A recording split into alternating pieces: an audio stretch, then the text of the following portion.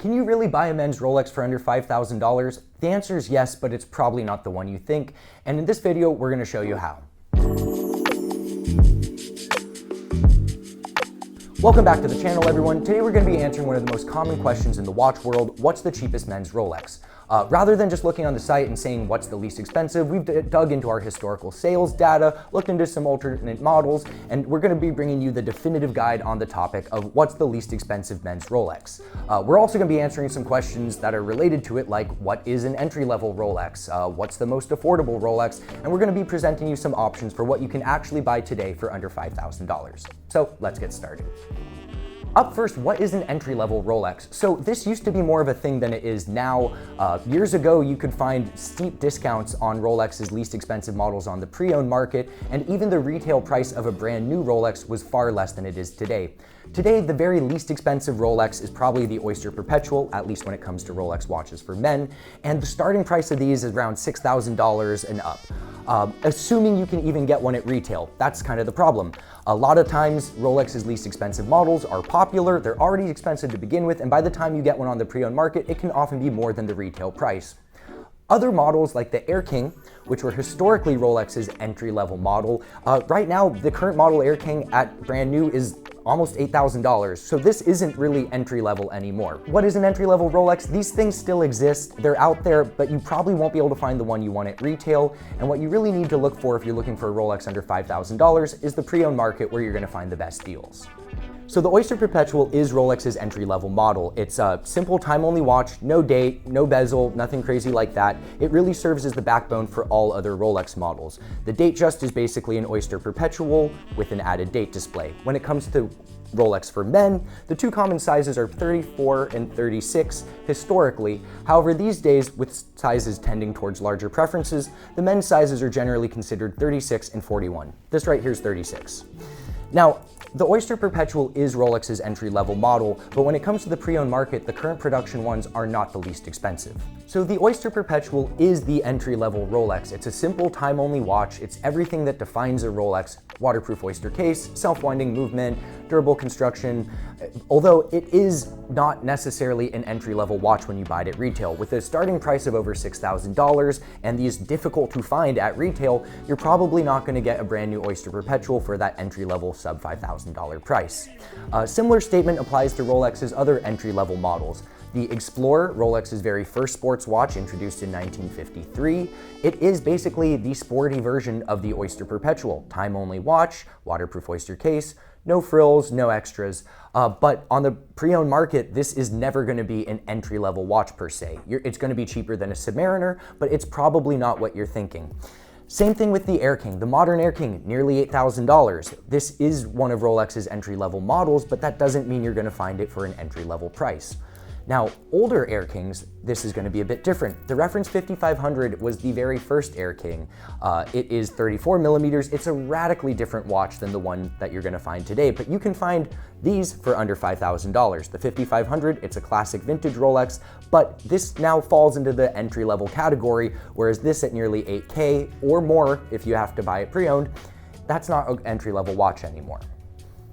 So we've talked about which models you might want to look at, but these are collections, and the thing about Rolex is that they've been making the same collections for years, decades, some more than half a century. So which specific Rolex model should you be looking for when you're looking for an affordable men's Rolex? Well, as mentioned, the reference 5500 Air King is a great place to start. This is one of the longest running Air King models. It is the longest running. Because they produced it for so many years, there's quite a lot of these in existence. Now, the model's been getting a little bit more popular lately, simply because it is a simple, timeless design, and people like vintage watches, but this is still a fantastic buy. Most 5500s you're going to see fitted with either a silver or black dial. This one has a kind of a gray dial, which is really nice. You can also find some with blue. So even if you don't want the classic look but want something a bit different, you can probably find something within the 5500 family.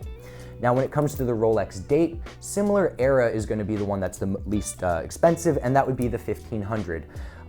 basically the same case as what you get with the 5500 Air King, but as mentioned, you get the date display. Now, the date itself is no longer available in Rolex's catalog. They more recently phased it out, so you basically just have the Datejust, and the Datejust is made in multiple sizes, but the classic 34mm date has been completely discontinued. Similar to the Datejust, it used to be produced in a wide variety of styles, but when it comes to which ones are going to be the least expensive and under that 5K mark, it's going to be the classic all stainless steel ones with smooth bezels, just like this one. Now, for the Datejust, it's going to be the same thing. Stainless steel will be the least expensive. So you can get a model like this for around $5,000. But again, you don't necessarily need the Jubilee bracelet. The Datejust is available with either Oyster or Jubilee bracelets. Some of the precious metal ones can even be found with President bracelets, although that would be for like a 31 or 28mm size. But the Jubilee is kind of the quintessential Datejust look. It came out in 1945, specifically made for the Datejust. Technically, it is Rolex's very first bracelet design. The Oyster bracelet, which predates it, was carried over from a bonk clip. That's a whole other topic right there. And if you want to learn more about that, check out our video on bracelets. But for the Datejust, this is a great starting point. If you want a little bit flashier of a Datejust, but still like the Datejust concept, step it up to the two-tone model. This is a 16013. This was the final Datejust model before they switched to sapphire crystals with the 16233, yet it offers much of the same conveniences. So quick set movement, you can adjust the date independently from the time. You get a lot of the same iconic look, but if you look at the profile of the crystal, it is just a little bit more, it's a little bit more vintage because it's made out of acrylic rather than just being a flat piece of sapphire. This is a champagne dial, it's the classic look, but just like the stainless steel models, you can find these with a wide variety of options, Roman numeral markers, diamond set markers, and naturally, diamonds are going to be more expensive, but this is still going to be one of the most affordable Rolex watches, at least in 2025. So as we mentioned, the least expensive men's Rolex, if you buy it brand new at a retail level, is going to be at over $6,000. So to buy one for under $5,000, you're basically going to be exclusively looking on the pre-owned market. What this means is that you kind of have to be a little bit more careful. This isn't just the brand new watch coming straight from Rolex. Not all pre-owned Rolex are going to be the same, and you're going to want to buy from a trusted source, not just to make sure that the watch is authentic, but also to make sure that the watch is in proper running order. You might get a fantastic deal on a Rolex, but if it needs thousands of dollars in repairs and service, that's no longer going to be the entry-level Rolex you were hoping for. So that's why if you are going to be looking for a Rolex under $5,000, it's important to be buying it from a place that's going to be standing behind the product, both in terms of its functionality and in terms of its authenticity. So that's another thing to keep in mind, and obviously, a place like Bob's, you're not going to have to worry about any of that. Historically, the least expensive Rolex you could buy was the 5500 Air King. 5500 was my first Rolex. I bought it like over 10 years ago, almost 15 years ago, and it was like under $1,000. Prices have obviously gone up a lot, and because of the interest in vintage Rolex as a whole, the 5500 right now on our site isn't the least expensive Rolex. I was really surprised by this, but the least expensive men's Rolex that you can buy is actually a much newer Air King, a more interesting one if you really wanted my personal preference on it, the reference 14010. Similar to the 5500, this is a 34mm watch, although it has this engine turn bezel, which is a style Rolex doesn't do anymore and only offered this particular version of it on 34mm watches. So it doesn't look like any of the larger models, and it has a unique aesthetic that you're not going to find today. Strangely, despite having a sapphire crystal, a newer movement, a more substantial bracelet, and just being all around a more solid, more contemporary watch, the reference 14010 is several $100s less than the older 5500 Air King. I love the 5500, I have a 5500, but if it came up to me which one of these I'd buy for $500, I'm gonna take the newer one. It's just gonna run better, Sapphire's gonna be a bit more scratch resistant, and personally, I love these engine turn bezels. It's such a cool style, and I wish they would still do them. So I guess this is the best value Rolex and the cheapest Rolex for men that you can get right now, and that is a great thing for people looking for one.